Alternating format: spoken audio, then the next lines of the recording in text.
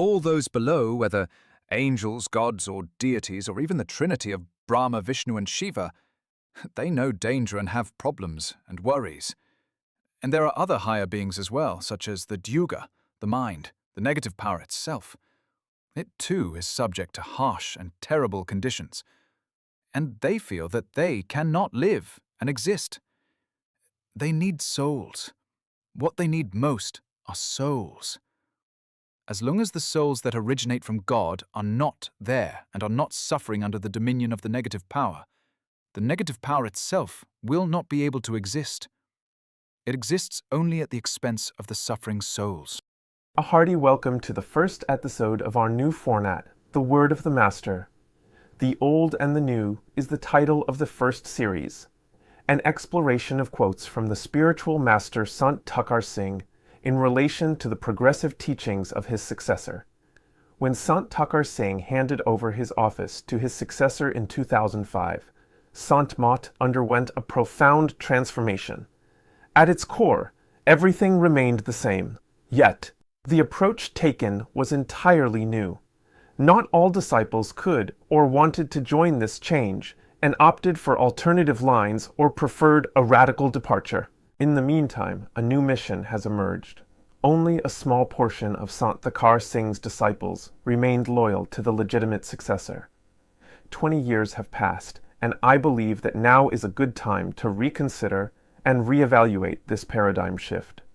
The relatively long passage of time may now allow for a more sober and clearer view of things than was possible at the beginning of the new mastership. The first few years, especially until 2010, were turbulent and chaotic. The new mission first had to find its footing and get in tune with the new rhythm. Perhaps this series can also serve as a guide for seekers and questioners.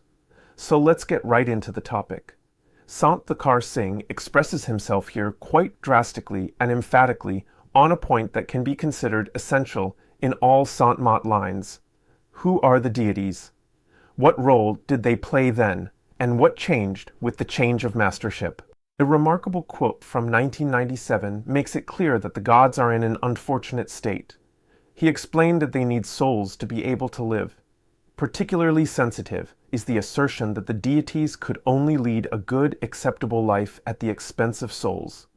What is meant by this? In the Anurag Sagar, the Sant Mat Bible, supposedly written by the great Saint Kabir, there are statements that confirm Sant Thakur Singh repeatedly. Sant Thakur Singh pointed out that the negative power itself must continuously consume gigantic amounts of souls in order not to fall. Very specific is the term Dyuga, which points to a dual primal force. The gods, it is said, suffer from various problems. In the succession, however, there is no mention of any of this. The gods are equated with the highest god and are therefore above all difficulties. They are presented as a source of happiness and joy and stand at the pinnacle.